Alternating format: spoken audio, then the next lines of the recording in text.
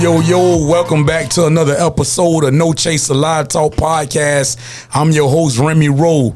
Tonight, we got a special interview, man. This one here is big for the city. When I say big, I mean big, man. Like, this my dog. We go back.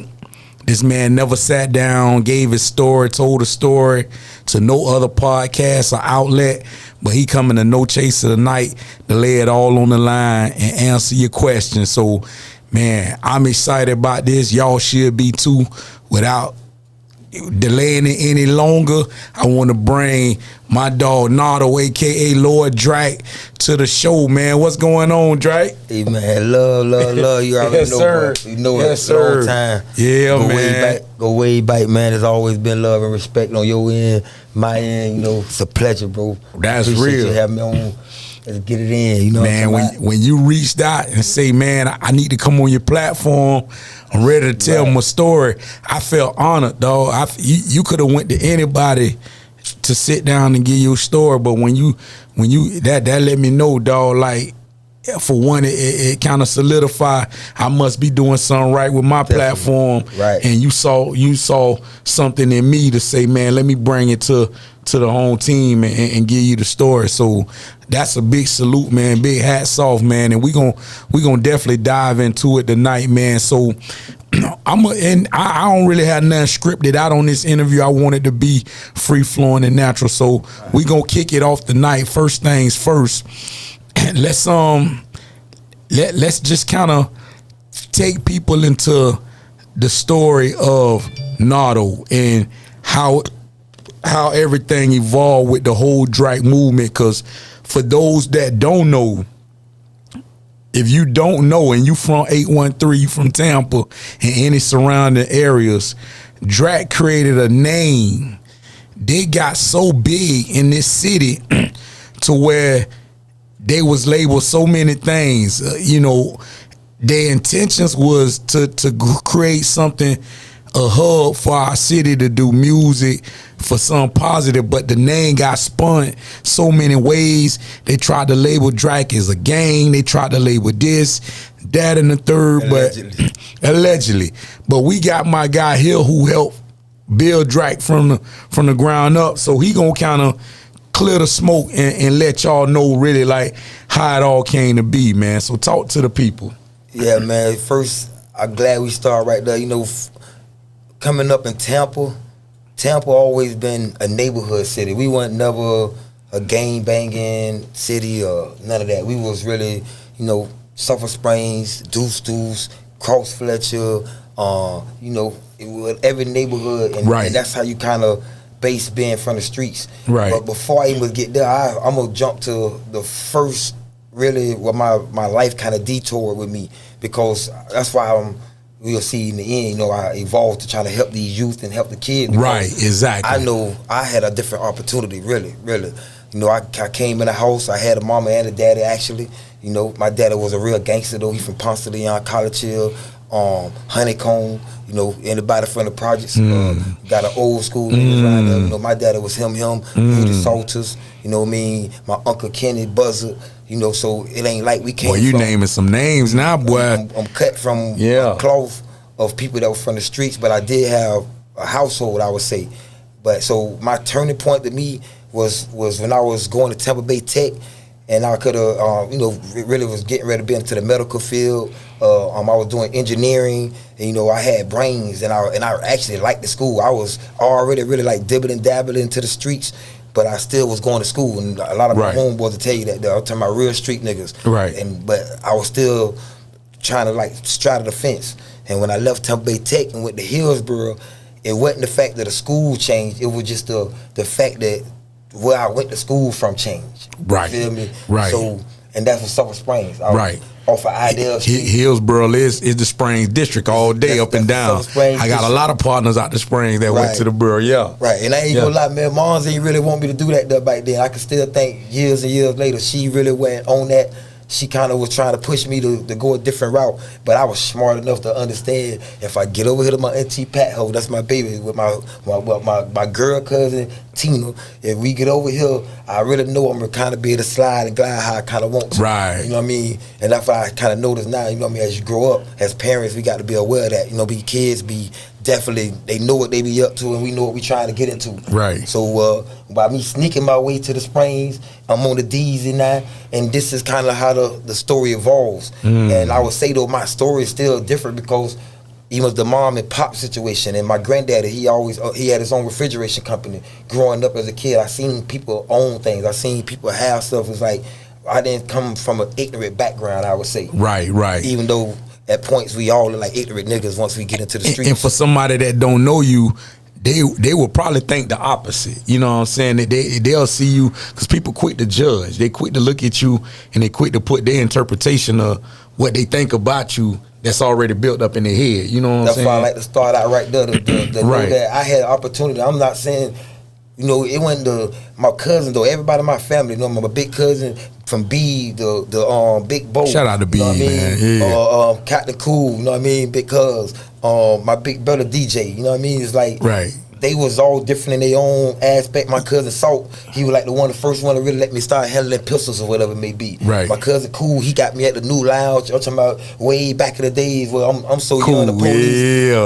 about to take me to jail because they got me out there as a youngin' though. You know what I mean? I'm out here. Right. I'm talking about I'm going back skating range, Chambers of Commerce days. You know what I mean? So it was like at that point, I kind of did have my own choice, but I led to the streets. Right. But Emas then, to me, when we gonna fast forward to now, it's a Drak movement, which I give credit to the young. It was some like the youngins in our hood. Right. I guess you would call it the legits out the hood. You know, they kind of came up with. I was locked up in jail the first time I ever heard the word Drak. I was locked up, but it was like a little teeny party at the Rec Center on 12th Street. So I'm reading a little newspaper. I got my Florida Sentinel. Right. I'm checking it out. Reading the Florida Sentinel. I see the legits. They talking about Drak. So it was like when I got out, I was like, okay, you know, I think at that time Go Yams already was Go Yams. Go Yams was in, yeah. It probably was already Go Yams, but it wasn't no name associated with the Summer Springs. Right. It used to be like North Side. And, yeah, North Side and the Springs. Yeah, the Springs. So at that point when I seen it and I got out, at the same time I was in a music transition with me and Bird, me and the Blood God. Shout out to Bird. He just called in to the station too. He was early, boy. He called before we even started recording tonight, man. One of another original founders of the Drak, and he was like, man, how y'all gonna do a story on Drak and don't have me there to tell my side? Yeah, he gonna say that every time too. Yeah, every time exactly. He see me, I don't care where I'm at.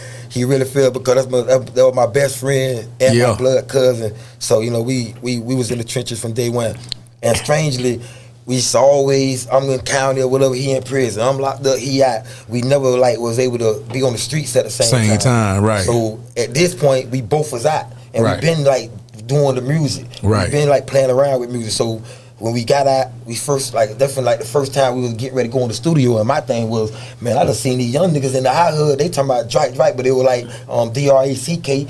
You know what I mean? But it's basically with vampires because they were vamping. They was up all night. Right. You know what I mean? So on that note, we took it and basically ran with it. When we ran with it, we took the scheme, the Blade the Daywalker movie had just came out. Right. So here you go. I become Blade the Daywalker. He become Deacon Frost. We watched the movie, the first movie of Blade. The whole concept of that was just sick. Yeah. You'll get a real big understanding. A lot of people probably don't know. That's why you got the Blood Guards. And Ema, shout out to right now. You know you got the Young Guards. You know what I mean? That's a product of the Blood Guard because them was our homies. Now the Young Guards, them the boys over there in Grant, right? Grant Park. Yeah. Now I got a lot of family over there. So me too, man. Still love for Grant. Exactly. That's my thing. And Ema speeding a little bit past that. Once Drak got kind of associated, you know, we went to bring in some more of the guys like Mike Cruz. I mean, one of the top lyricists. That's my dog. In Tampa, Florida. That's my dog. Down, my boy, get it in. I think I was like, I was one of the first niggas to put Mike in the studio. Right. Still got the song. Yeah, he was still wet behind the ears, but he was like, man, let me get on. So he ain't had nothing written. You might have got. I be telling you, you might have got a little bit of that Tupac flow back in the day. The first Mike Cruz. Yeah, exactly. He was young and fiery. He just wanted to get on anything. So you know. Mike Cruz was the first. His name. I had another dude, but dog Tom. Man, we ain't gonna. I don't want to leave that out. Tom ended up being a real shooter too in these streets, but he missed the first studio session. So he ain't come to the studio. And me and Bird, we caught him out on the block. We on the block like afterwards, and we pulled up. Hey man, hold on, homeboy, you tripping, man? We dead serious about this. You ain't showing ever. And I'm like, man, blood God, fuck it, I got somebody else for us. And that's how we end up going to holler at Mike Cruz. You know that's real. That's real, Cruz man. Became Count Dracula. You know what I mean? So after that, he turned us on my homeboy Low. And you know, things growing from, we got past it, so everybody's names though got some kind of vampire's name. You know what I mean? 6 foot back, you know, G Styles, which was Bloody Face, you know, we got all kind of things. So our thing was we was vampired out, Drak that, really, you know what I mean? Get it in blood, however you want to take it. Right, you know what I mean? So that was the birth of it. But our vision, and my first vision, talk on it. Nobody don't know or ain't added was speak on it. The first Drak shirts had every neighborhood from Tampa on it. Every neighborhood. West Tampa, whatever hood. If it was a hood popping back there, your name was on this T-shirt, and it was for a reason, because at that time Tampa didn't have no foundation of something that we all stood together on. No unity, no real unity. College Hill, Pon de Leon, you know, so we might be beefing, you know, to with anybody. Ain't we gonna put names of this city or that town or whatever it may be. Right. You know what I mean? So we beefing with dudes, but if I'm seeing College Hill, Pon de Leon, I'm beefing, I'm from the Summer Springs, it's like, hey, that's College Hill over there. They ain't got nothing to do with me. Right. You know, or if I see these people, so it's more of a Tampa was segregated unless we was in prison. Very. You know, people tell you. It's still like that. You know what I mean? It's still segregated. And you know what I'm saying? And it's crazy, you know what I'm saying? Because at the end of the day, we all Tampa, but it's so broken down into different sectors, you know what I'm saying? Hoods, man. Like, hoods. If you ever come to Tampa, man, you ever been to Tampa, man, don't think it's sweet, because it's real figures in every corner, crevice around here, man. But it's some good people. We like a welcoming city, you know what I mean, to the other people, and we actually treat ourselves a little worse though. You know what I mean? That's kind of what I noticed too. It's like, if someone, this city is based, really, if you want to go back like Traficante, and he was more of a welcoming type of a mob boss. Right. So when it comes to the streets of Tampa, this ain't no spot where we was grimy and slimy niggas. Every time you come through, you gonna worry about. Right. It get in, but we really more welcome. You from out of town, you come down here, your cousin from over there, you gonna be in. Basically. You could come hang out, you but can party, have a good time. From over here, it's a problem. Right. So Drak though, going back, was something that supposed to represent Tampa. It had 813 in flames on the back of it. You know, it got all the neighborhoods, like I'm saying, on the back of it. And it was just, to me, I had real friends. I'm talking about real friends. You know what I mean? Like my Bone and from Grant. You Grant, know, shout out Bone. Dane from West Tampa. I'm talking about real. They real figures on their side. Big Bang. You know what I mean? From the east side. You know what I mean? Big Bang. We don't got a man. G-Mar. G-Mar. You know what I mean? Man. Shout out Bang, man. Yeah, man. And y'all killed that Tampa. The Tampa, made in Tampa too. They forced us extra forced us to have to do something. That song brought so many people. That's why I was just telling you before we went live. I say, man, the city got, like, with that song, it did so much for the city, because it woke a sleeping giant up, and it brought a lot of people out of retirement. Like, man, you know what I'm saying? It made cats who ain't went in the studio and laid no music felt like, man, I'm finna go ahead. It made the OGs, like I swear, even my dog like Creek. I was just talking to Creek, you know, he laced it, he killed it too. Man, even Jolly called me. Jolly was ready to go lay his verse. I'm talking about, man. My partner, man, what's up with Jolly? Man, he good, man. Jolly, man. Shout out Jolly, he see everything going on, but he like a chameleon. He laid back in the cut chilling, man. Man, Jolly got a real banger. Y'all got a banger, dog. Banger. I think I sent it to you a couple of months ago. I was going through some old music, and I said, oh Lord, this is a banger right here. Boy, do the thing, yes, man. sir. Shots out, man. We got to get up by I remember that, and this is how, like, it's a lot of people probably looking at this interview that didn't live through the era we lived through with this music, and they don't understand, like, the magnitude of how deep Drak was with the music. Like, I remember y'all had the studio right there on Nebraska, and I remember me and Jolly came there one night, and, you know, of course, we still, you know, we living our life, but we still doing this music. Right. And boy, you must have had a big 4-4 sitting right on top of the monitor.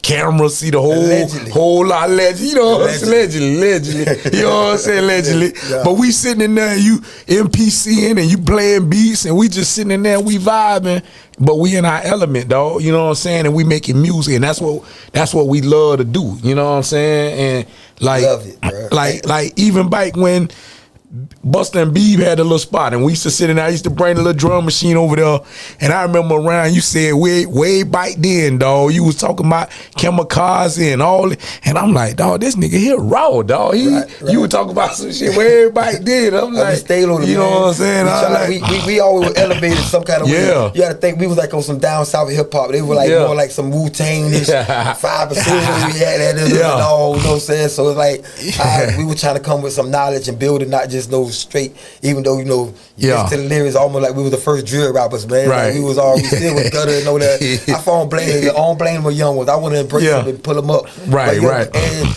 going back to the studio side, I missed the studio, man. I got back in there a little bit like a couple weeks doing the challenge. Right. I ain't gonna lie, it was a good thing. How that felt, though? It felt real good to get back in there. It felt like riding a bicycle. Yeah. The engineer. Once you do it, it's like it ain't never left you. Right. It ain't never left. The engineer, we in there, I get it there so quick and I'm out of there, right? He like, man, I thought we were gonna be here to 1, 2. And then I'm telling, hey man, hold on, move this and let's do this. And like he don't know I'm really, because he don't know you like that. Like that would impress me. Like when I came to your studio to see like you making beats, you engineering, recording your own self. Don't forget, man, the first part of the story, right? I was a nerdy nigga, man. I was real smart, bro. I'm telling you, man. Don't get it twisted. Yeah. I was very, very smart, and I liked school. So anything you put in front of me that can be learned, if I can study it, I can figure it out, and I'm gonna figure that out. And the studio was the same way. I know right now these times everybody making beats, everybody producing, but back then, boy, it was rare to have a studio that anybody can just go to, and we was playing top dollar. You had to go to like big time studios. It wasn't really like a bunch of home studios at the time. You know what I mean? It was a different age, different time. And learning how to produce and make music my own way was big for me, something that was a challenge to me. Who inspired you though? Like who was somebody you say, you know what? I want to fuck with this. I want to do this. It's a bomb. Fee. There you go. Shout out. Big shout out Fee. David Gay. My man. big homie too. That's Fee, The first person ever we Wade in Alabama, I think the first song I ever made. I made it, recorded it with Fee. Back then, you know, I'm still young. I'm telling you, I don't know, but that's one of the big homies. Yeah. That's like, I've been blessed to have a lot of great big homies in my life. Yeah. A lot of different facets of my life. You know what I mean? I can go on for days of who I consider my OGs. Right. And who I figure what made me who I was today. He was the conglomerate of myself. It was like a group of so many different energies. Right. Fee definitely was one of them, because when it came to music, he had Hillsboro on 40th Street. Nobody was doing it like this in the city. Nobody. Big engineers, big producers. I love you said that for the fact that most people, when you ask them who inspired them, they don't never look that close to home. Oh yeah, it wasn't no. You know what I'm saying? Like you found inspiration right with somebody you could touch. You know what I'm saying? You could pull right up the feet spot and you could see it, and it was a movement. And I make music, but I think I'm naturally a musical hater. I don't like other people. Yeah. Like, I don't want to be DMX, or I don't want to be Jay-Z, or I don't want to be. You want to be who you is. So you must listening to another artist too much when you're an artist almost kind of make you morph into that artist. You know what I mean? Right. So to me, I'm kind of was like I love music. I'm a musician, so I love music, but I never was the one that had like a become too much of a fan of another artist. Yeah, I can relate. I can feel you on that. I kind of stay away to make my own zone and kind of stay in our own lane. Yeah. You know what I mean, but like I said, but on that note, when I go to Fee, I was telling you, it was more than just the music. It was the entrepreneurship. It was the way he handled his business. It was the fly guy stuff. You know what I mean? Besides my big cousin and rock with the boys, like, but when you see him at that time, he making move like he always do, still to this day. But you know that what I mean, inspiration to me, because you know we came up in an era where it was really more about the hustle and money. And even if you was a real gangster, I don't care how gangster you was, it still always was about the money. Absolutely. And now we in an era where our youngins, man, and I swear I love my young niggas, bro. I love the YNs, you know. But it's like to just live, to be out here. You know, can't must show your face. You know what I mean? You can't even must really walk the streets like you want to, bro. And you like just shooting and it ain't about no money. It ain't about no money. You might. That's crazy to me. You know what I mean? It's like I don't want to tell you the wrong thing, but boy, you might well get a job with the mob somewhere, man, to go do this for real. And say like, just to sit on the streets and do this. Which I don't want no violence. I feel like y'all really should get trades.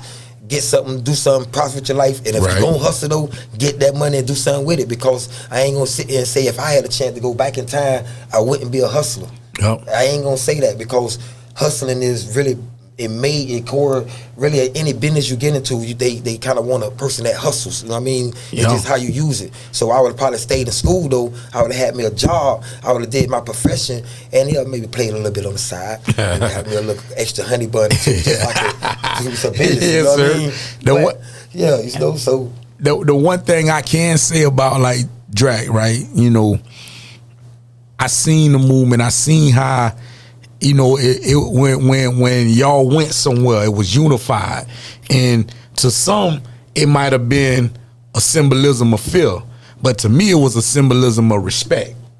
You know what I'm saying? Right, yeah. I'd rather instill respect on a person. I'd rather get respect than fear, because fear gets you wiped out. You feel what I'm saying? Definitely. Fear gets you wiped out because people scared of you. Definitely. But when you respect it, they'll love you. Right. And that's when I seen Drak, that's what I say, man, them boys get respect. Wherever they go, they get respected. And at the end of the day, y'all was money driven. You know what I'm saying? And that's a big thing. Like, and I add one more word though. I would say it's big about unity again. Right. It's powers and numbers. And I like to use a scenario of this. So anybody that's watching or listening to this podcast, you could be the toughest guy in the world, right? By yourself. Or you with another tough guy. No pistols, no guns, no knives. And 15 Rainbow Clan, right? The both of them. Y'all know what I'm talking about. I don't want to use those words. Right.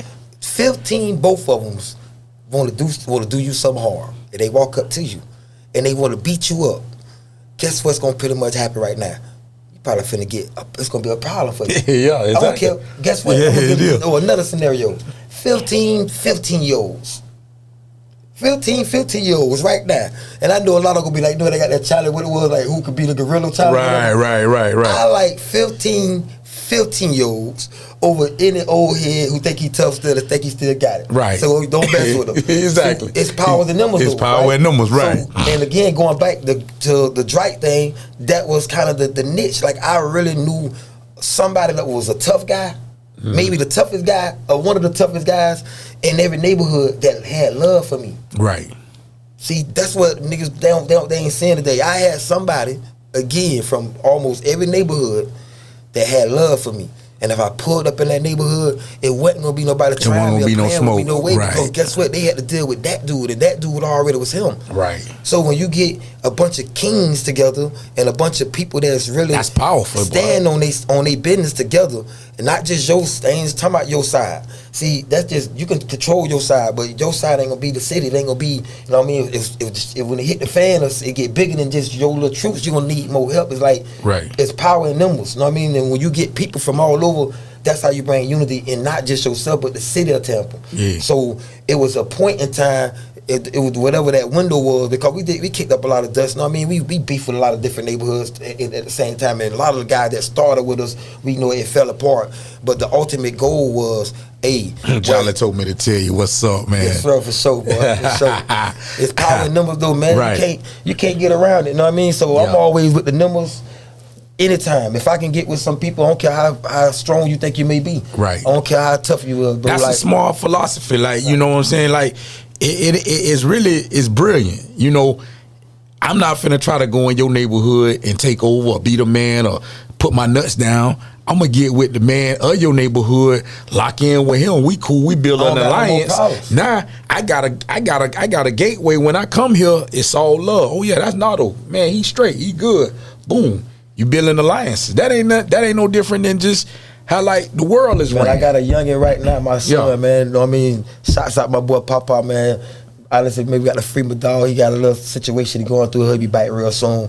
But he remind me so much of me. He my twin, man. His heart is just so big. He really a good kid. But I be trying to teach him that wave. I'm trying to explain to him, because he do his podcast too. He make him a couple dollars too. He be doing right.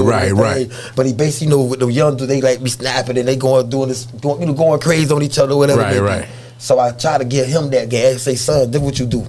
If you see a person on your live or your screen and they from Tampa, guess what we gonna be like? Hey, where you from? Oh, I'm from college. Oh, no, I don't beef with nigga from Tampa. That's my city. I love you, boy. Whatever. Right. Now, where you from? Oh, I'm from goddamn. Chattahoochee, whatever, Minnesota. Well. Hey, you know what? You could go in on him. Right. Because guess what? That's dude way, first of all, he way in Minnesota, so there you go. Well, he ain't from where you from. He ain't catching no plane, and you ain't start in-house beef. Right. And I know some jits, and they stand on, we got city. We not trying to be, I understand the people from like Chirac and the kids that's growing up, because everybody don't have a choice. Once you in this situation, either you gonna get down or you gonna lay down. But like if you ain't got yours, it is what it is. That's real. I wouldn't want that on no individual. Right. But Tampa really ain't that. And I know but again, do not come to Tampa, Florida, and think it's somewhere to play with. Right. Just take it from me. You know what I mean? Yeah. But we ain't trying to. We ain't known that. We don't want to. We don't want to turn your city to that. I don't want these youngins like really feeling like, because that wasn't me. Through everything I've been through, being tough or being whatever it is, I was still able to move around. Right. You know what I mean? And feel free in my city, because you got to show respect and show respect to everybody you're around. So 9 times out of 10, if I did go through something, it was probably deserving of somebody, like whatever it is. But right. I ain't never been known as the flying ball, because them they gonna get eliminated. Right. The dudes that just taking, they get to you gonna get eliminated. Right. You know what I mean? So if you ain't giving back to the community in some form, I don't care what level you on, the community will kind of get rid of you on its own. Exactly. It's gonna work. It's gonna work that way. Exactly. Right. Let me ask you, like, so when Drak was, doing their thing, y'all was knocking his music out. That was kind of before Instagram and really like Facebook really got, to what it is today. Right. How you feel the Drak movement would have been if social media was what it was today when y'all was like piping hot? We wouldn't have lasted 6 months, because we was too dangerous. I like that answer. We wouldn't have lasted a year, because if we could have had cameras and videotape the Drak movement, it wasn't nothing that, it would have been faster than what happened, because the only thing was going to stop that movement was the feds. Feds, right. The only thing, even was like what I say, when I was in the streets of trapping, whatever, the only thing I was afraid of was the feds, because I knew the way I had my, allegedly, we gonna be sitting around and playing around, it ain't nobody coming up in here. Right. Only people gonna come up in here is those guys. Right. So the way our movement was set to be, and if they was able to see what we was actually doing, you know what I mean? And I swear, it would have been amazing to be able to watch. But for this era, right, it would have been a lot of y'all would have had to censor. Yes. You couldn't have showed everybody everything. You couldn't show them everything you had going on. You know what I'm saying? Because now you talk about another point. That's the biggest mistakes of us, because I look at the Drak boys, and if you go do your history, you do your research in Tampa, Florida, it was no gang task force. Nah, it wasn't. Before the Drak boys. It wasn't. It was no gangs. Nah. Before the Drak boys. I'm talking about official. If they was, let's say town of country, I'm talking about, and no, shouts out to OGK, probably was the only. That's when they had like the Lag Kings and all those. Yeah. OGK was the first street kind of guy across Fletcher. Right. That was really banging, and he was holding it and letting it hang out and do his thing. But besides that, it wasn't like West Tampa was this flag and Pon de Leon was this and this. It really wasn't that. After the Drak movement, they got, I think, they created millions of dollars to create a gang task force. Yeah. And they used us and the Goyams, because they had to have two opposing entities. Right. So that's part of their law. Y'all was the first two as far as like blight in the hood. Right. So they was able to say the Goyams was beefing with the Drak boys. So we have a real gang problem. Then they created Dirty Game. Then they created it was Dirty Game. It was Goyam. It was Drak. Then it was Fast forward, 34. Now you got Coon and the Four Trey, the Sevens, and the Foes, and So it's like all of that. It just snowballed. You know what I'm saying? And again on that note, Tampa, again, it's like when you look back and you see, like I said, the evolution of what things was. Now I realized though, what was like, I really wish I would have knew a little bit earlier what was really going on. Yeah. Because to me, we was like the first Young Thug case. See, we was the first dudes that they used the photos off of Facebook and MySpace. Probably was at the time. And if you had God forbid if you had the Drak tat, now and get arrested. Now you a gang member. It was a point where anytime you went to jail, like that's been probably going on in Chicago or whatever. that wasn't happening in Tampa. Right. It was a time where now, we got to let's see what your tax saying, what you got on you. It's documented now. This when they started this game costs us money. Right. They got millions of dollars to start this task force. That's crazy. You can do research on this now. That's crazy. Millions of dollars was invested because they was able to say we some ignorant figures, basically.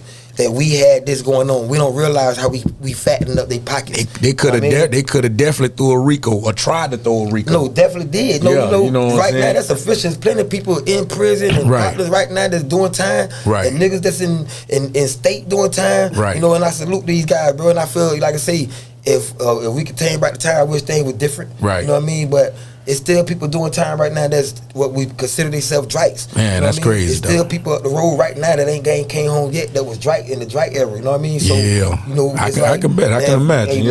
And I'm thinking about one real tough, man. My little partner Michi, man. He went out bad, really like how it went down. My little partner, man, he's still doing time though. So free Michi, you know what I mean? And there's a lot of other people, man, that's still in the feds or still in state prison that was a part of that movement. Right. So it is important, you know what I mean, that we kind of, just understand where it came from, right? What it stood for. Which again, to me, it was supposed to be something positive for Tampa, right? It wasn't meant to be how it turned. Because the DJs kind of was. What you tell the new young YNs now that's claiming Drak? Well, it done evolved. They done went from 12, 17 to, we got all kind of little things now, you know what I mean? So I see the 12, 17 a lot. Right, they still like they still get a lot of OG love, man, and a lot of respect. But I try to tell them that same thing. I grew up not even actually tell them they see the walk. They see the evolution, the evolution. Right. Just the growth of me saying, okay, I started out right here, but now we're in a place that as you grow, like you'll be surprised. A lot of these dudes I used to really, really beef with, I see them today, man. I swear there be so much love, and like you almost want to hug them, like damn. But we all made it. We made it through this. Made it through it, yeah. It be dudes that I was really going through it with. Yeah. Let me shout out Thug, man. You know what I mean? We'll get in my coaching right now, man. My just turned big Babalawa, man. Thug, Silly Thug from G-Mall, but now spiritually he's doing great things in a whole nother life. You know what I mean? Salute. He's out here leading the way in bringing African spirituality to Tampa, Florida. Right now. There you go. Okay. Leading a whole nother path. So when you think back of where we come from, and this at the time, back in the days when me and Bane kind of when G-Mob and me like doing management or helping or working with these guys, and we tying this together, you know what I mean? Right. Or if you could think of the Super D era when there was Moneybag with my homeboy Zorro and Shots Like the Sheep, you know what I mean? When we was doing work at Super D's, but that was a West Tampa Sulphur Spring tie-in. We was it's a lot of still families that and friendships that was built in that. You know what I mean? Bird being going back now. Bird being from Grant Park, I'm from Sulphur Springs. So what naturally happened was one time Bird and Bone them, I didn't even know these guys. They was going through something at the club. They had their own little problems, whatever. You know what I mean? Yeah. And my cousin Bird come up to me, he come up and say, hey man, but my partner going through something tonight. Who? I don't even know him. Hey, them dudes. Oh yeah, I go through the crowd, hit somebody, crowd somebody with a bottle. It's there you go. You know what I mean? There you go. Yeah, so is that right? After that built the bond between me, Bird, Bone, and Puff, basically. You know what I mean? Right. And so it's like, and that's Grant Park. That was a Grant Park, and I always tell nobody you can never say Drak or say and just say Sulphur Springs if you know where it was Sulphur Springs and Grant Park. Right. Exactly. I'm talking about like this. Like we rolled together, we hung together, we ate together, we fucked holes together. I'm talking about literally me and my dog Bone, nigga, we got it in. That's my partner. Yes, sir. You know yes, sir, you know man. I mean? So it's like he a real one, dog. Like, you know what I'm saying? Bone a real one, y'all. You know what I mean? KP, they y'all. Sell the food, man, good. Boy, if you're from Tampa, if you don't know, boy, listen. I'm trying to tell you, boy. So it's like, yeah. It was it's always been unity with me. You know, my cousin over there out of Highland Pines and Grand LD. You know, that's that's little Cuzzo. So okay, you know, what's up, man? Yeah, man, them boys over there. And what I love about them boys, they get to it, boy. They get to it, man. Grant dangerous, man. It's like another place, man. Don't y'all come, man. Really, I'm telling you, man. Don't Tampa is a beautiful place. Yeah. I love Tampa. Right. I love it, bro. I promise it ain't too many places I'd rather go. Tampa, a beautiful place. But again, man, you got to respect when you be around in Tampa, Florida. Don't come to Tampa, you know what I mean, thinking ain't that. And I respect and love, boy, every part of Tampa. I promise on my back, I got a big 813 in flames on my back. Tampa, you know, on my everywhere on my body, I represent. Oh, man, let me get a shot of this outfit I'm wearing right now. This from Tampa. This my homeboy. This my homeboy shit. Seven first roll, you know what I mean? Okay. This right out of Tampa fade, man. Seven first roll, man. Custom gear. He got all kind of fly shit. I'm talking about fly. And and coming real soon, y'all gonna be paying homage to my boy AD. A Dizzle, one of the big bosses out of Sulphur Springs, big boss, big original. Yes, sir. That boy he making waves, boy. Yeah, he got designer wear. Yeah, he making waves. $500,000 outfits right now, clean right now. Yeah. Coming on the market, y'all gonna be seeing a lot of that. Know what I mean? So shots out my boy AD. And again, when we talk about Drak, man, my dog end up doing what I don't know, a big bid, man. A lot of the time, stand up guy, bro. Probably one of the realest dudes ever to come out of Sulphur Springs and never snitched, never ratted. When it did his time, came back home with a strong peace of mind. Got out here, got his trick card, went up to the dock. You know what I mean? He right here doing carrying service. There you go. You know, getting it in. You know, man. You know, I ain't put my dog out. I just want to show y'all that evolution is big. Evolution, man. Got a clothing line coming out. Yeah, man. And just if you know AD, you know how my boy rocking everything designer top tier. So that's gonna be coming soon, man. Y'all be seeing it. Hey, check this out, right? Like, so when you sit back, like we was talking on camera, when you see the movement that the city making, like from the music to the content creators, you know, podcasts, everybody, Tampa got a lot of low key content creators that's really like doing it big. You know what I'm saying? Like making waves and grabbing a lot of attention outside of our area. How you feel about that? Like, what do you feel about the direction we going in? Before we get into that, big shout out to Big Dochi, man. That's my dog David Hitchman's daughter, man. Listen, yes, man. Sir, man. Tampa, we always been looking bringing for the Grammys home. Grammys. Yeah, Grammys. Right here in Tampa, Florida. But that being said, man, I never met Lil Mama, but I can't wait to meet her too. My kids want to meet her too. So yes, sir. Man, we got to get up with you. but it's like, it's big for the city. It's like we always wanted this way. Like Tom G, man, I called Tom to go to Tampa. He the GOAT. Right. He the GOAT. Young GOAT. He came in. He did his thing. He did his thing. If you want to say the OGs and the old heads, Tampa Tony, you know what I mean? I get a rated R's and all that. You know, shout out Kaya too. You know, the old heads. But to me, Tom G the GOAT. And entertainment wise, it's like a person like Tom should have been to the moon. You know what I mean? For whatever situations. Jay Creek, the GOAT. You know what I mean? Another one. You know what I mean? So we got to have multiple GOATs around here because I'm putting my boy Jay Creek at the top. He's a great artist. You know what I mean? He get it in and do his thing, and the list goes on. Tay Bay was right there. Then he had a little certain situation like this derail his situation. So it's like every time we get close to it, Kaya, when she did her thing, that's my baby, man. I love Kaya, man. One of the ones that really always gonna love Kaya. Right. But you know, it transpired that she didn't really stamp the Tampa thing like how Dochi did back then in that era, and ain't no telling what would have happened. Right. But you know, Dochi is definitely trying, so we salute what she doing. But social media wise, I feel like Tampa the wave, man. Yeah. Like, but it's out there, man. Like when you look at some of the creators that's out here doing their thing, you know, Tampa making a wave, man. And I think a lot of other places, they look at what we do and they take a page out of our playbook. You know, there's so many. The key is so many different characters. Like say, man, you know, my brother, man, my partner Robert Session. You know, he do his little comedian thing. He gonna come in there. Hilarious. My dog get the pen out of it. He got his little. My boy lick that pen and Rob doing his little thing over there. Yes, sir. You know, of course we got the peach patch. You know what I'm saying? Yeah. And really, when you talk about that though, you know, it's their whole family. Their whole family doing that thing. You know, Ill Will. But that's another big story, man. I got to shot my boy Ill. I seen him jump off the porch. I'm talking about before he came out the house, boy, young one, and he was a hot head, and he was live wire. Real, he like that. You know what I mean? Right. Real, he like that. And to see him now, he's like leading the Jet City. Jet City Heroes. With the little dancing thing on. He's still doing and it's just bringing positive energy to the youth. That's big. What Ill Will doing, man, coming from where he came from. That's real. But the light on Tampa, man. Black Ike, you know what I mean? And shout out to Black Ike, Jackson High. Yeah, that's my partner, man. We go back. So, you know, it's like, I love the wave of Tampa, and I want anybody. Y'all don't feel it's so many people, man. Don't be embarrassed. This what it is, baby. We got the wave on that there. Some people got the wave on this. Hey, we do y'all thing. Keep dropping it. Keep popping it. Tampa lit right now. Yes, sir, man. And with that being said, we're gonna open up these phone lines, man, for anybody that's tuned into the show. Y'all could call in 813-501-7266. Give us a call, man. Got any questions for Drak? You know, I'm pretty sure somebody out there want to ask you some questions, man. We're going to open up the lines. But until then, man, I'm going to tell you, I remember when my cousin G Style put the mixtape out, right? I ain't even know Styles rap.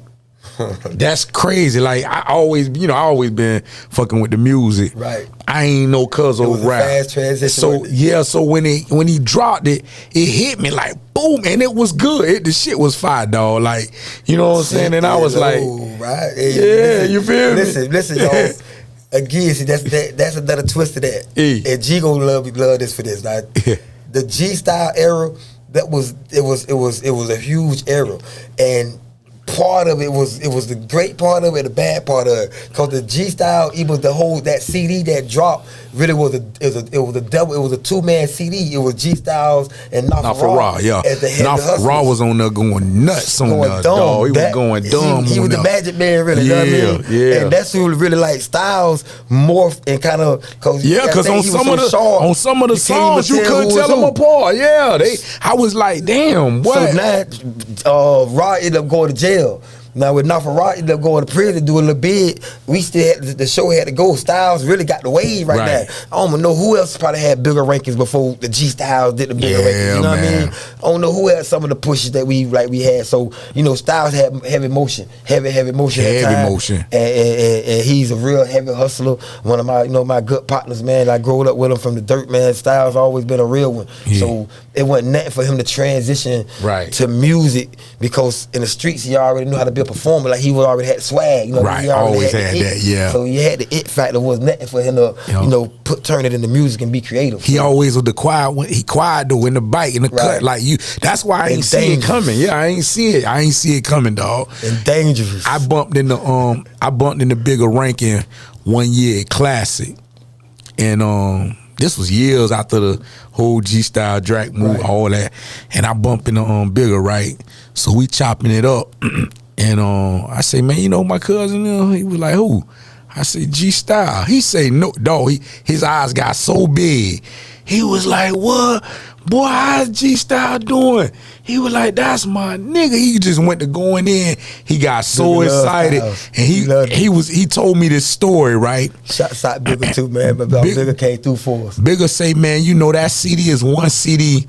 He said my sister, she was like, she done passed away, not from cancer. Right. But he was like, before she passed away, that was the one CD his sister played to death, to the day she died. He was like, she had that in her car. Wow. And he was like, he was emotionally attached when I brought up G Star name, dog. Like, he talked my ear off we talked in the parking lot. We gonna make sure about a good 20, 30 minutes, dog. We talked about good 20, 30 minutes. Right. Just on that. You know what I'm saying? See, that's what I mean by that it factor with those. See, what I'm saying?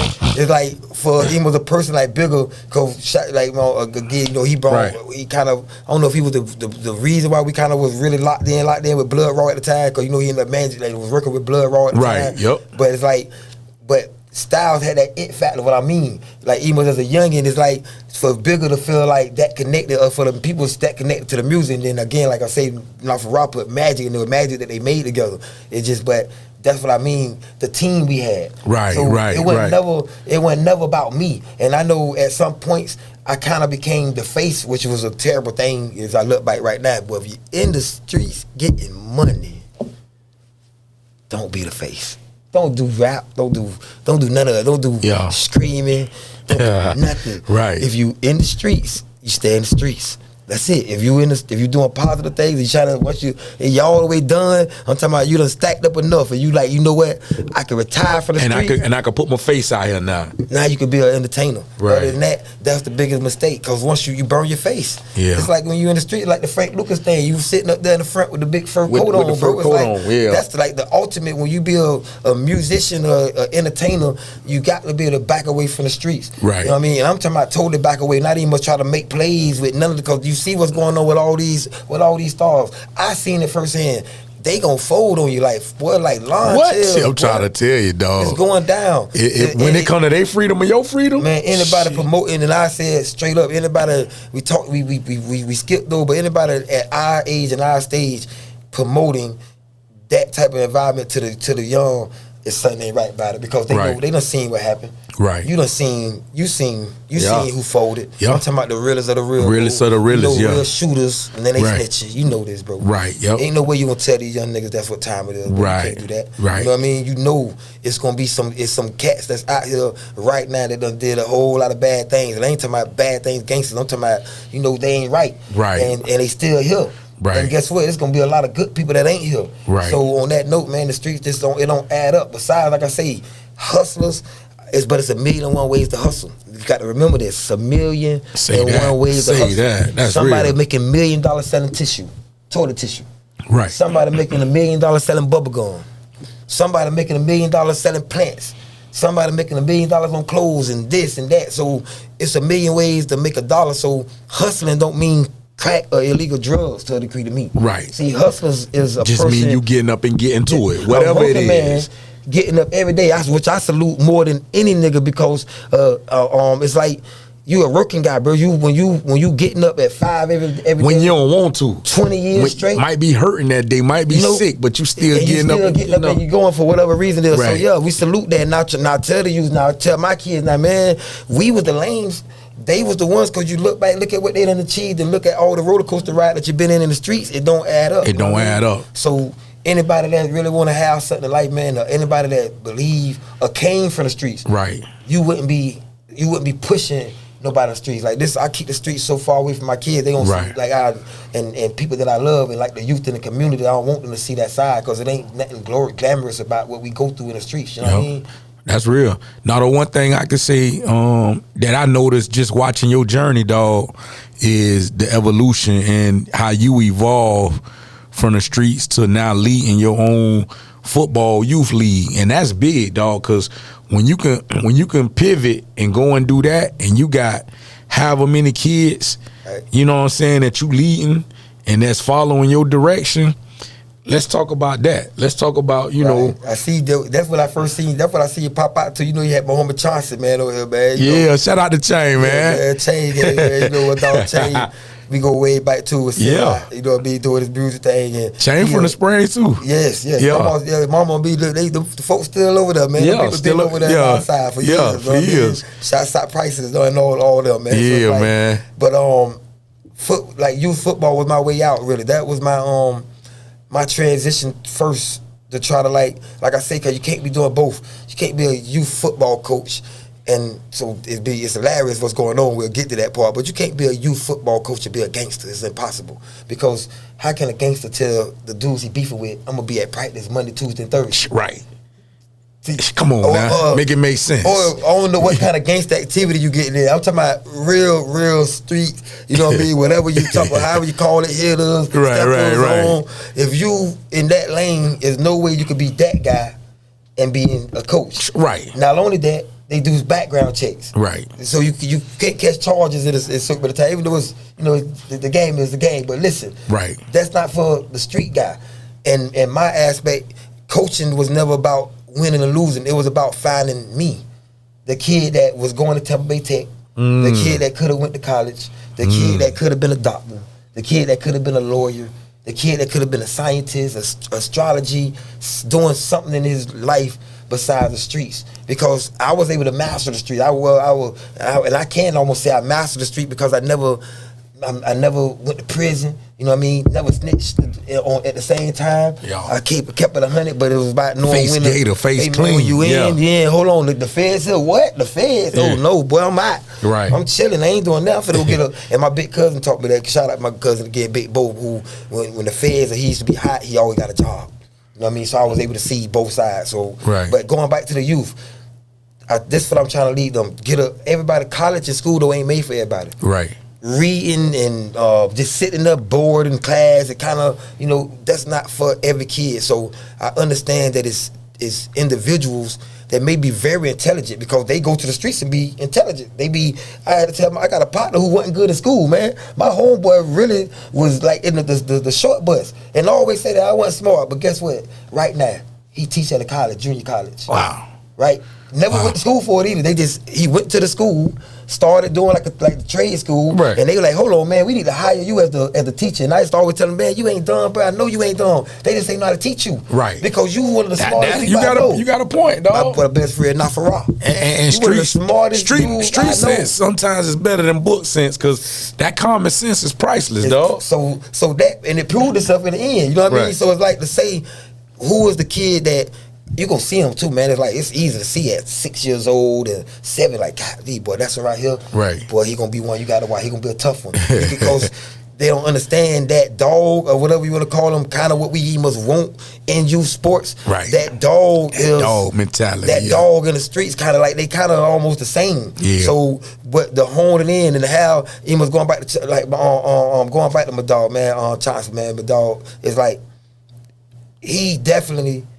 Give back to the kids and try to keep them in trade programs. Right. Learning something else. So that's kind of what I try to do too. I want to teach them that, you might not be school savvy, but guess what? Learn how to be a woodmaster. Learn how to get carpentry or something. Make a great living doing that. Let's show them how to get into be electricians. That's real. Let's show them how to, do something that they may be able to, and really that's kind of better than college right now because you actually getting right into the trade. You're making money right then and you're learning on the job instead of when you go to school really and you get to a job, they kind of got to retrain you to do the business their way. I wish like hell I would have. If I could go back, man, my OG, my dad had his own paint shop, body, fix all the cars like Aikens, Wilson Funeral Home, all they cars, all they hearse, everything. He worked on all they cars. Then was his partners. So I look at, he used to try to put that in me, like, man, you need to learn this business because one day, this can be you, you know what I'm saying? But I wanted to be clean. I wanted to look the part and be fresh. I ain't want to get my hands dirty. You know what I'm saying? But I sit back and look at it now. Boy, I wish I would have learned how to paint cars and do that body work. Now you're going into another big lane. My granddaddy, Elijah Ingram. I love my granddad. My granddaddy he was a photographer. He was a businessman. He owned his own business. Yeah. And I think that helped me a lot. So I owned my own clothing company. I had to own my own printing company. I owned a lot of businesses due to the fact that my granddad. But the biggest another big mistakes that we made as a family that none of my cousins and brothers, my granddad had his own refrigerator shop right by Big John's barbecue for many years. Right there. I remember that. Used to be right there. Yeah. And that was my granddad. And none of us picked up the trade. So when he ended up passing away, we liquidated. They liquidated all his all the property and all that everything. We got rid of the stuff. You know what I mean? We got rid of all. And then about a month later, for the first time, because I never bought a refrigerator, a washing machine, a dryer because if my washing machine go out, hey Dad, I need another washing machine. And they always had one. A month after my granddad had passed, my dryer went out, and then it hit me. Dang, I can't call Dad. Right. And I don't know how to fix it. And now you got to pay somebody to come do it. Well, if you would have learned how to do it, and that's only us, though. Yeah. And I'm saying us as a people, and I'm glad we get to this part, we can get something for the people, because I really want to talk more about something positive of what we need to do as a people. As a black race, we don't pick up behind our fathers and our grandfathers' trades. Mm-mm. And in any other race, you almost forced to. Right. So I don't care if Billy's dad's a farmer, Billy gonna be out there farming. Right. Now he can go and learn how to be a doctor or something else, or do something. But he's still gonna know how to work that farm. He gonna work that farm. Right. Right. And what happened was, in my opinion, that coming from our ancestors, our great grandmamas, coming from that slave era, it made us kind of want to have more freedom for our kids, our people. Right. So instead of people wanting to force you to do things, they gave us more choices. And be like, hey, well, it's your choice. If you want to go do this, you know, hey, mom, I want to go hang out at my homeboy house. All right. It was less policing and less forcing because. And that probably wasn't the best thing, though. We probably did need a little more just guidance, like steer us in the right direction. You had to go help with your dad at his shop. Right, yeah. So now, even if you did your own thing, you still got the trade. Yeah, you know exactly. What I mean? Yep. Something was going on. So I think as a people, we do need to get back to understanding, building that generational wealth or a family legacy that never worked. If you build something, then as soon as you die, everything gets sold. Right. The kids don't believe in it. That's real, They man. not even trained to take back over. That's why I'm setting up my trust. So when something happened to me, my shoulders ain't gonna be able to just take everything I done worked up and build up and go sell it. And, you know what I'm saying? Go get the newest car. Right. Nah, we ain't finna look like a rapper with my money. No. Yeah, you know what I'm saying? Yeah. For $6. Yeah, you know what I'm saying? Nah, it ain't gonna work like that. Yeah. You know what I'm saying? We So gonna put it in a trust. That's how you gotta do it, man. And set it up so that trust will be there. So they kids will be able to have something. You know what I'm saying? Right, and at this time we don't have nothing that our family legacy anymore. Right. That was big that we all had at least that. So we was just talking about the other day, man, we need to set up pies or something, man, for the family, put all the ladies on there. But you know, it's I think we need to get to back that generating stuff and with your family. Like, you know, even that insane no more. Like the families, I don't know about everybody else, but families used to be way more tighter and more close-knit. But now, like, you in your pocket over there, you in your pocket over here. This y'all over here doing y'all thing, Thanksgiving, what y'all doing? Right. We gonna be over here doing this. Like, come on, man. When Big Mama was living, all us be together. You know what I'm saying? So, everybody brave son, everybody come together and do it, but it ain't like that now, dog. It's crazy. Right, we need to get back to that, man. But and going back to the kids though, bro, I think it's big though. I think the kids bless me because, to be honest, when I look back on my life, and I told my little brother, man, Pop Quill, I called my little brother, he grew up with me, and he was a blessing because at a point in time it was all darkness. There was so much darkness around, even with the Drak movement. Right. It was like everything we tried to do, the feds was like they was on us. So it was so much exactly. Besides the street beef and death and, you know, different things that was going on. Right. My little Pop Legit man had ended up getting killed during a robbery one time, and that was tough on me because I loved him. He was my twin, like he was a star. Right. He was a star like from birth, right? Man. So that hurt me a lot.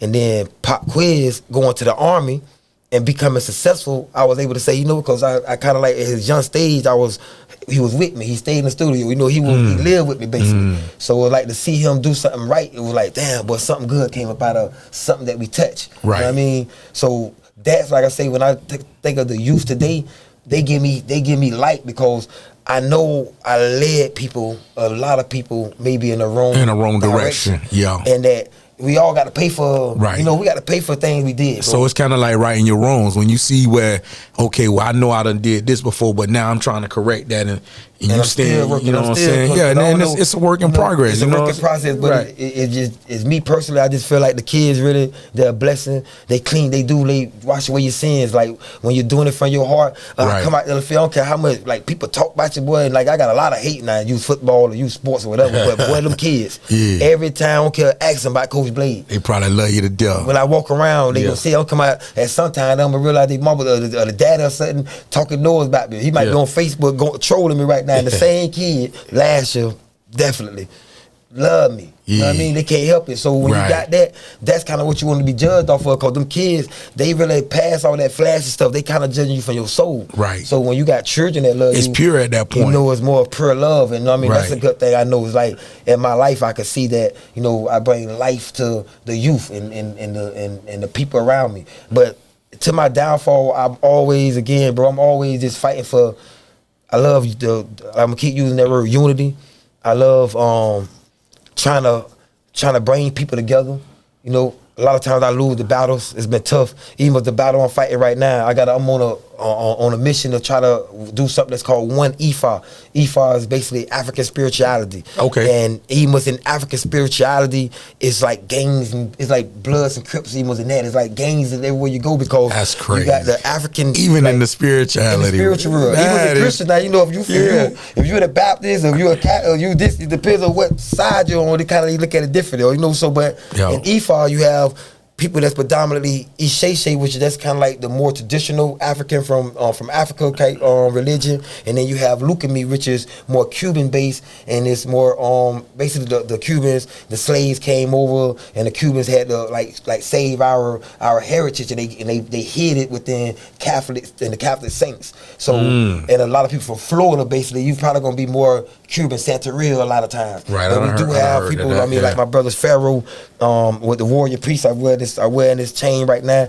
I was gonna ask you about that. Yeah, Pharaoh, man. This a warrior priest chain. These my Elekes, but this for my partner. He's a Babylon right here in Tampa, Florida. And he traveled back and forth to Africa. Very intelligent. He got great knowledge. So anybody that's looking for that type of enlightenment, like I say, if it's the Shay, Pharaoh is a good guy that I know he can help you out. And look at me, it go back to Thug. I say Thug of Babylon, so I always try to send people that I know, to his house. Even though in this thing, everybody have different paths and you go different ways. Right. But aim was in the culture, uniting, finding the same things. You African, you Cuban, I'm Brazilian, but we all practicing African spirituality. So what's the base that keep us together? What's the one thing that says, we all the same? Right. What's the unity in it? Can we have a party and just hang out? It might not be, different things, but we can just hang out at a party.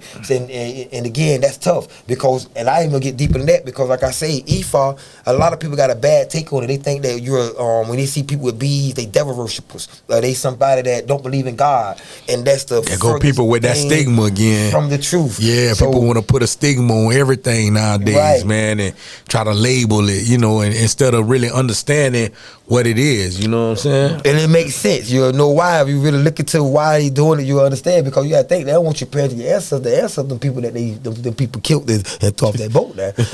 Hey, don't be talking to them. Don't be talking to these folks. Hey man, we did these people real bad, so I can understand, and it's okay. They get a pass for that. I got about how I understand why they did it and what they did and why. And that's why I understand my Christians and whatever, because I came up in it too. We're not knocking nobody because they was raised in this. So I'm just want to try to have enlightenment. I was going to that when I became and got my hand to Epha, and then we found out who my guardian angel was. My guardian angel was Odudua. And Odudua had the same kind of, when you look at it, it was amazing. Like he was a guy that kind of brought African tribes together. It's kind of how I was saying earlier, how I wanted to bring the different neighborhoods together. Right. So that made a lot of sense that this guy was my guardian angel. Wow. And so the same thing, then but further than that, my sign is Odudua Satissimo. And that's basically Odudua Jesus, the Jesus Odudua, right? Man, you talking, boy. Now, it don't take Jesus out of Epha. See, Epha still has Jesus in it. Epha still has an Almighty God, but just like in the you may have Allah over here, you may have Buddha over here, you may have Jehovah, you may have different names of it, and in Epha we say Oludumare. You know what I mean? But Oludumare still have the same aspect as the Almighty God. Same way. Then we have things like Olurun and Olofin that makes up like the Trinity, like the Heavenly Trinity that we give with Jesus. Then, but when you see some of these stories like Obatala, he was the guy that formed human bodies out of clay. You know what I mean? So now you see the stories of the Bible is about. So that's what the best thing about it for me, though. Like I said, I've been smart. I'm a bookworm. So you've been studying, boy. You've been doing some work, boy. And now I'm in Epha. I can tie in. I don't read the whole Bible.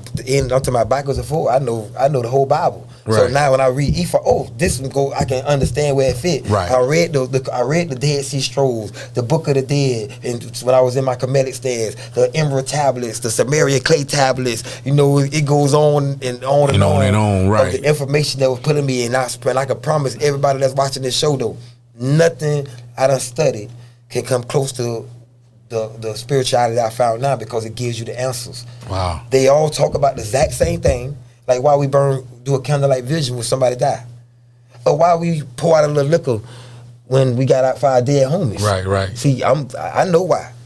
I know why you like that. You always lit that candle. I'm curious to hear. Yeah, but that's gonna be a whole other show. You know I mean? But that's the thing. They gave it to you too. Right. And I can show everything that we talking about. Like I say I had to find my guardian angel. Don't the Bible say we had guardian angels? Right. But who is yours? Yeah, I have no idea. See, you can't figure out how to find who is he. Yeah. So why you telling me there's one out there? Right. And they always told you growing up, if somebody died, don't they always say, oh, they in heaven watching down on you? Right. So why, well, if they in heaven watching down on me, why we still can't communicate? How I really get the help? Right. But they tell you about it, but they just ain't tell you the different things. Like we naturally go to the cemetery with our balloons or on birthday, or maybe 9 times out of 10, you gonna probably take a candle though. Right. A lot of times people they burn them a candle because you kind of understand, but you don't know why. Right. You burn that candle, or when we're a Christian, why you say amen? Right. Amen mean Amen Ra. So you praising the sun, right? And then Jesus was the Son of God. Or you take the O off and put the year, he was the Son God. Right. Same way why you say amen after you pray. So if you out there saying amen, every time you pray, you saying Amen Ra. Right? Right. So I understand these things. So I embrace it all though. Or in our culture we have a saying when and it's not telling secrets, when the shells fall a certain way, it's called a lafia. But then to me that sounds way familiar with Allah. Right. You see, so it's like, and then they say, oh, the dua for the came from Mecca and for the came from the East. So you see, it's like, to me, it's like a puzzle that all fits together. So when you're gonna see a lot of one Epha, and it's different because I do think it's a way that we all can come together at some point. Even as the non-spiritual people or people that just may walk with God but not have a real spiritual house. So right, exactly. You know what I mean? How do we all come together? So yeah, so you know, and we talked about the past, but hopefully in my future, I can walk in the light. In my future, I'm trying to bring more people, you know, and help more people like I always did. Or it's really nothing changed. You know what I mean? It's just the tactics. It's just the way we look at things. You got a plethora of knowledge on it, man. So I don't see why not. I see it definitely being something that you can do, man. So shoot, just keep spearheading at it, you know. Right. We're gonna go ahead and pay some bills, man. Before we go into this break, I want to shout out my sponsor, the Red Lady Rum Punch. You can see them. They all on the table there. Definitely a good, refreshing drink. Summertime drink. Right in the can, man. Black-owned liquor vendor right out of St. Petersburg, Florida. So shout out to the Red Lady Rum Punch.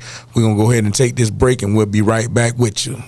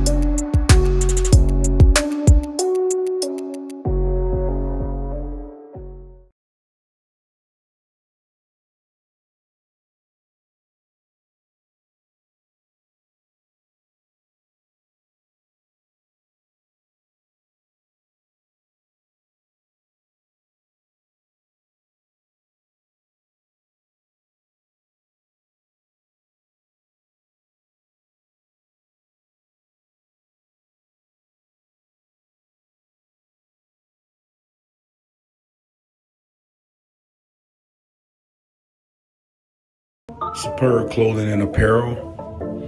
This is a brand for the culture, a brand for the people, those who succeed, winners. Separate yourself from the rest. This is a space and a place to look the part. Superb is where excellence and superior frequently meet. Be a part of elite culture, an elite brand. Stand on principle. Superb. Clothing.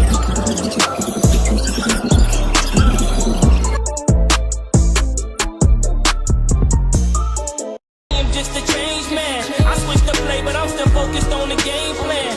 Remember times when I had thought I went insane, man. Cause everybody around me wanted to stay the same. I just had to switch my lane, man. I am just a change man. I switched the play, but I'm still focused on the game plan. Remember times when I had thought I went insane, man. Cause everybody around me wanted to stay the same. I just had to switch my lane, man. I remember coming up, my niggas ran up the cars, making crack sales, I'm talking real track stars. I was never on that, so I took another route, built up my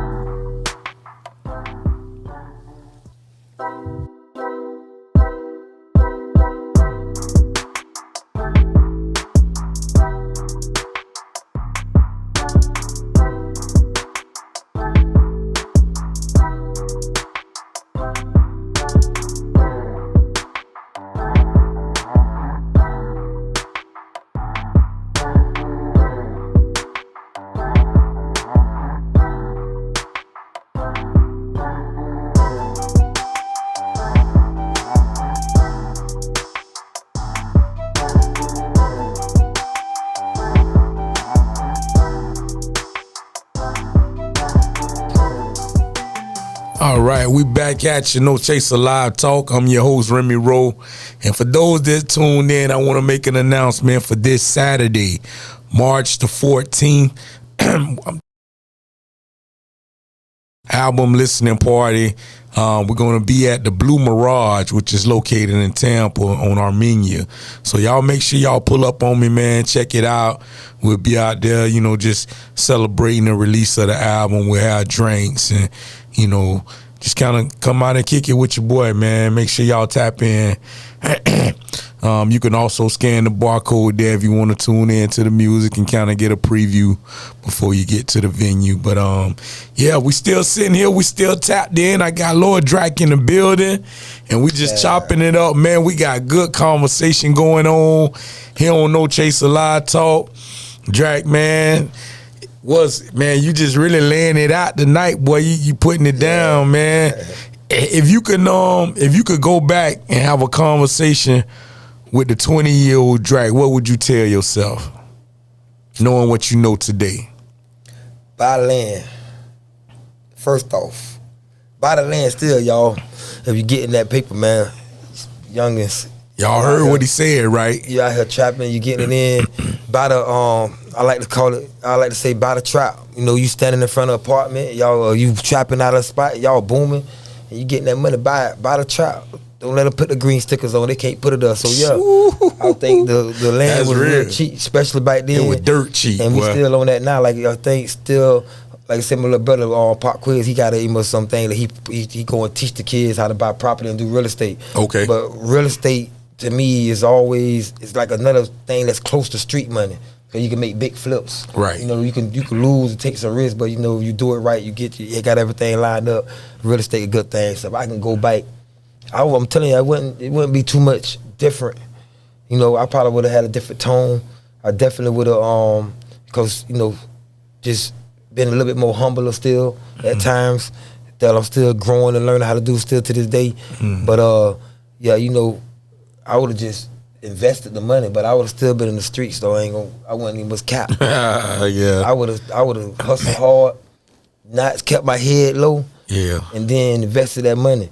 You know what I mean? And went to school though and got me an education. But, I think the streets build character. It teach you a different type of survival tactics that, you know, the books can't teach you. You know, books gonna get you sharp for a different type of, but the streets, it builds a lot of character, man. Actually, dude, I'm telling you, like I said, that ain't to say that a person that's out there who hustling. Yeah.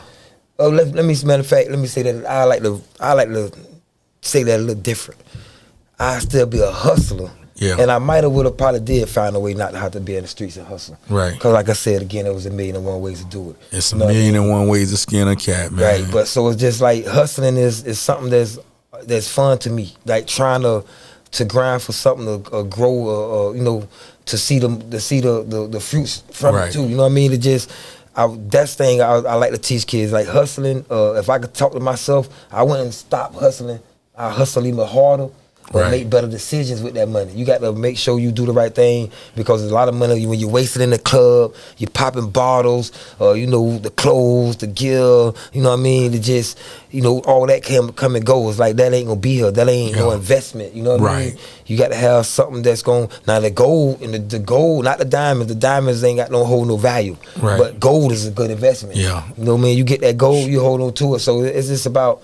Shoot, America backed on gold right now. Right. You know what I'm saying? Gold is always gonna be gonna be a good investment. You know what I mean? So it's just knowing those things to do. And I say too, and like I'm saying the same thing now. Though remember, it's like when I was coming up, we didn't have like I had a lot of OGs, but I'm talking about like people in the block, front of Springs or in the hood.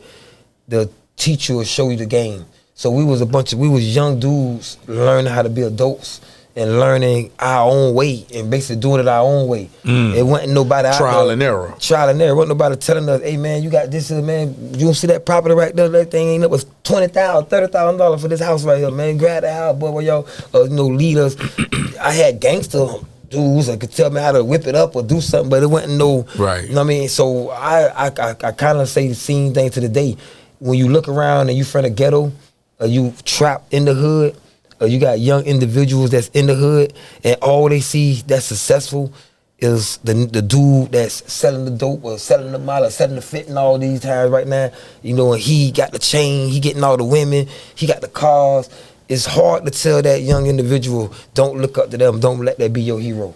Right. So at some point in time when you have successful individuals that done made it out the hood, we never come back to the hood. We normally like kind of we leave the hood and we don't come back because you might be scared they're gonna take your car. I get it. They might be, you know, you don't want to be back in the trenches. Right. But having some kind of avenue where children can even see a person that worked for money and been successful, which more of them are than any drug dealer. You're gonna have way more successful working people. That's real. Than it is drug dealers, right? So if those people was to drive they Teslas and drive they cyber trucks and come and show the kids in the hood, hey man, I got this cyber truck, but guess what? Man, I've been over here working and I had to go to the dock now for 10, but boy, guess what? Boy, look at my checks. Look how I make my own business or whatever.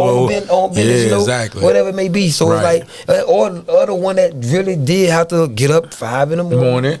And go in and get it in. And even when he got a nice pension or a nice 401k. Yeah, he got a house, he got this, he got a wife, he got the kids. You know, it's like when you take a look back, you know what I mean, that be kind of what I kind of reflect on these days now. Yeah.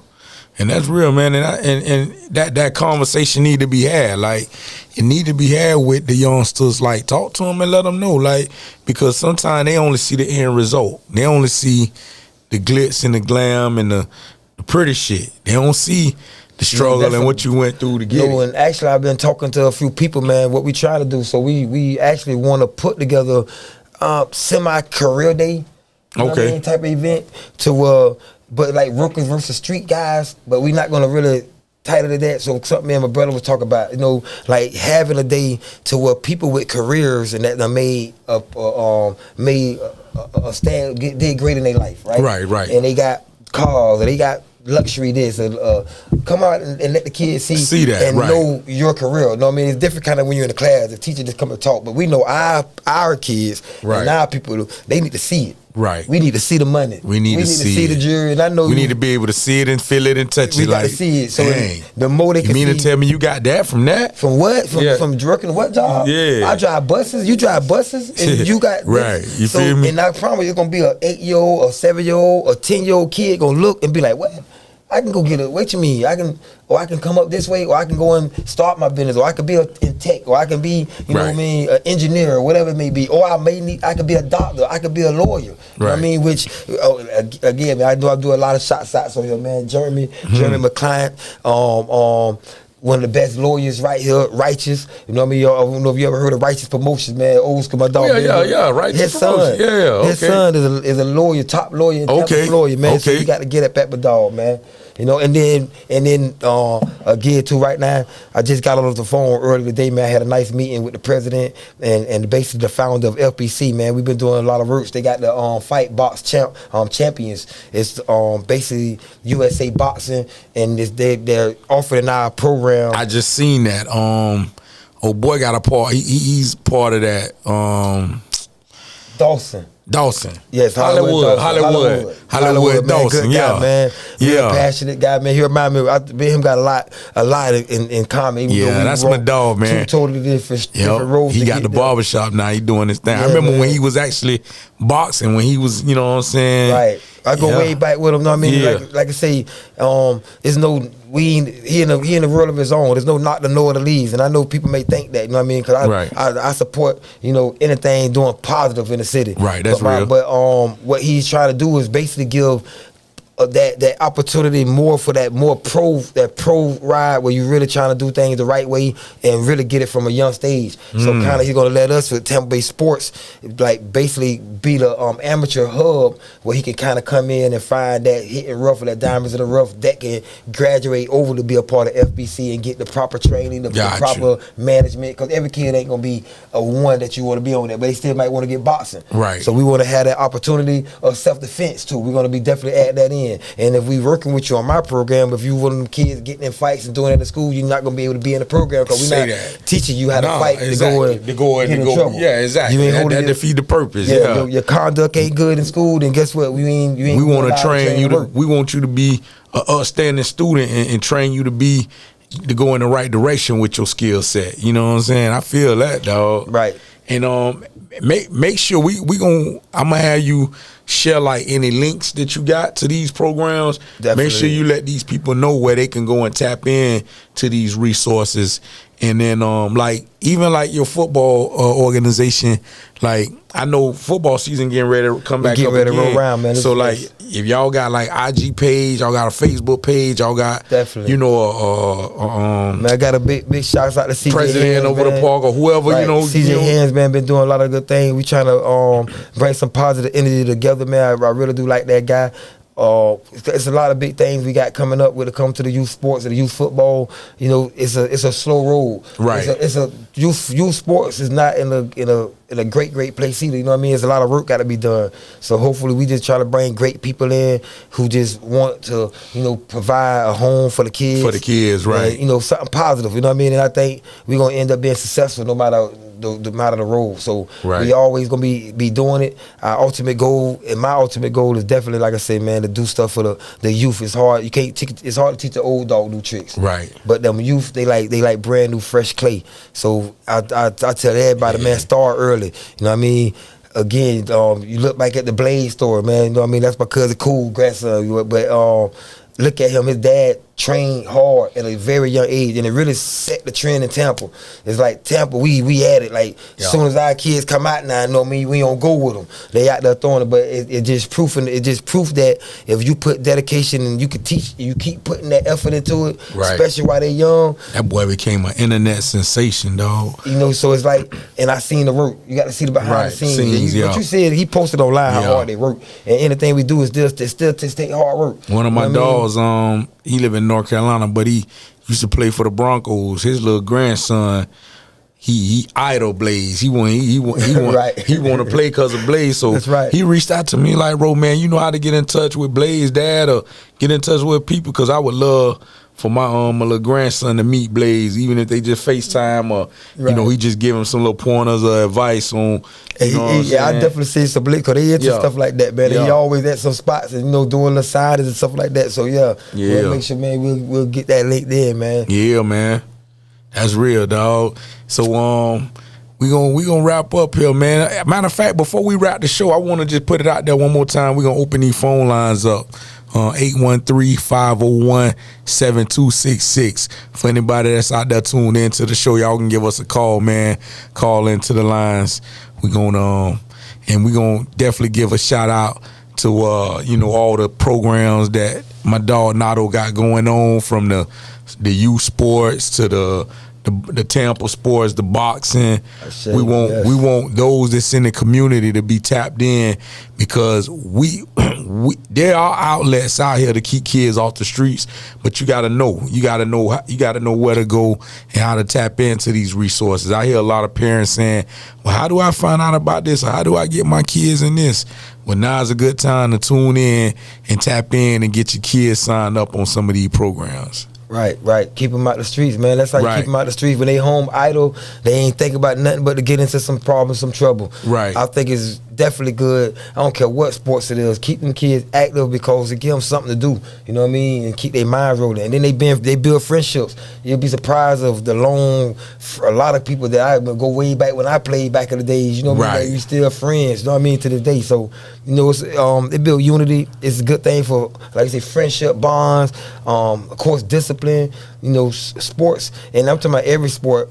I think is great for our youth. You know what I mean? I think it teaches them how to get along with their peers. Like with teams, when you're part of a team, you got to learn your assignment, and you got to learn how your assignment go hand in hand with his assignment. Right. So it teach y'all how to mess, and it builds a brotherhood and adjustments. Adjustments. That's another thing. You got to learn how to adjust on the fly. Things ain't going right now. We got to switch it up a little bit and take a new route to win this game. You know what I mean? To make it come out. So there's a lot of lessons that come in it. Yeah, so, man.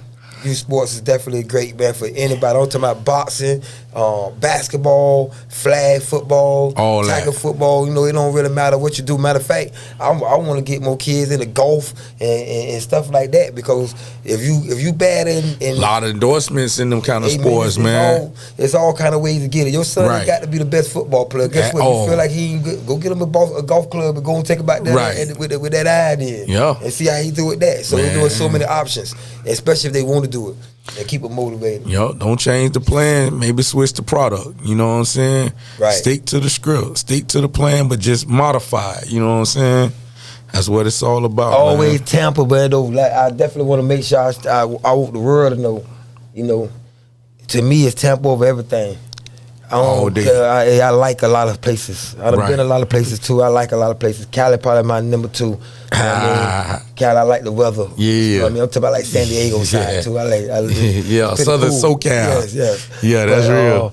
Miami fly. It's cool. That places you can go, but it ain't nothing like Tampa. And I love everything in Tampa. I'm talking about every neighborhood, from, like I say, College Hill, Pon de Leon, West Tampa. I don't care if you way out here on Progress Village, Samson Park, Claremont. All that, you know what I mean? Anything that they said really ate, boy. Everything, boy. I love the city, man. I love the city too, Tampa dog. got to keep growing, and it make me feel good. I don't care who it is. You know what I mean? Being in the entertainment world, to see Tampa in a place that it is right now, it's like we thought. And I'm telling you, I'm proud. You got to think, we got a Grammy in music. Right. We got the wave going on. You know what I mean? When it come down to the social media wave, hey, you know what I mean? Everybody just make the best of what we got going. Let's keep pumping and keep things moving. Extra, hold on. Again, man, Extra did it big. Major. And I think, I'm telling you, he on one, boy. I've been watching my dog, boy. Yeah. And, I see him. We go way back too, man. I'm a partner, man. I fuck with Extra.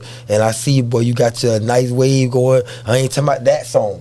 He like that. He got them followers, because got the followers. It's about the followers. Nice little followers. You know what I mean? Keep it moving, bro. I heard when he was on. He posted a little snippet of. I say, man, that's the whole key.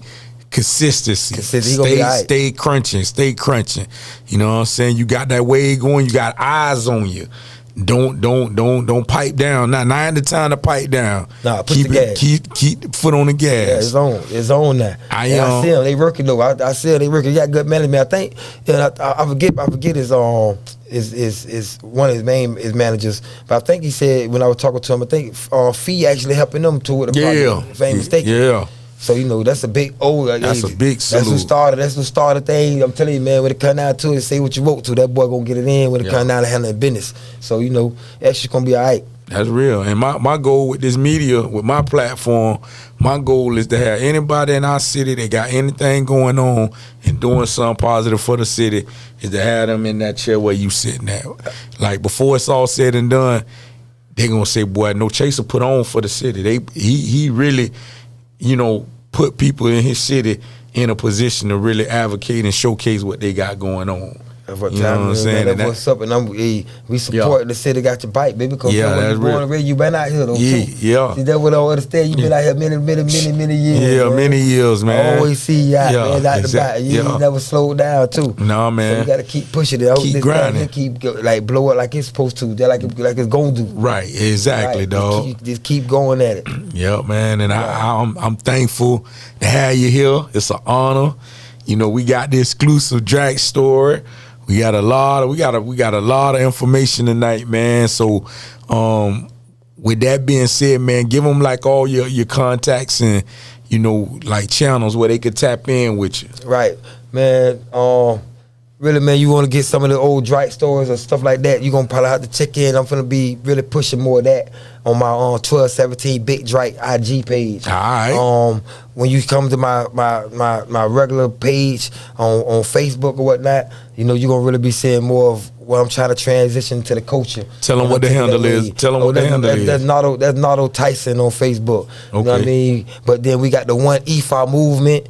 That's going to be real big. You can go on TikTok. Facebook got that going on.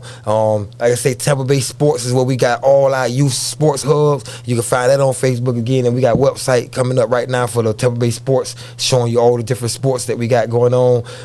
FBC is another associate of ours, like I said again, with the boxing. We got a lot of social media. And they taking sponsors. Make sure y'all sponsor. They need sponsors. They need sponsors. These kids need sponsorship. So anybody out there, businesses, man, y'all can definitely funnel, some finances and help these kids out, man. Yeah, I'll definitely be sponsoring it and doing something for them for this upcoming season. We also definitely work with a lot of inner city, low income, single family homes. We got people that we got people that coming through, but you never get enough sponsors. Right. You never get enough people that want to help out, because there are some kids that can't afford, especially like to say football, and then maybe he want to do basketball out there, then maybe he want to run track, or maybe he want to be a boxer. Man, all this costs. Right. And mama might got 2, 3, 4 kids or whatever. We don't know. She can't fund all that. And even most families that are together, it still be tough. You know what I mean? When you got the bills and just the lifestyle, everything, and you're trying to accumulate things. So so that's another part.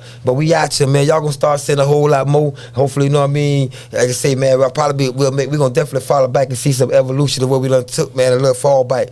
But yeah, it's the wave. Docu, we try to really put together a real docu series, man. A documentary about. Let me know if I can help, man, or what I can do to help out. Right. Let me know, man, because the thing about it is, you know people, you got resources. All you got to do is tap in with it. So we can come together, man, and make that happen. You know what I'm saying? Man, hey, man, again, man, it's a pleasure being out here, bro. You know what I mean? Coming out and sit down rapping with you.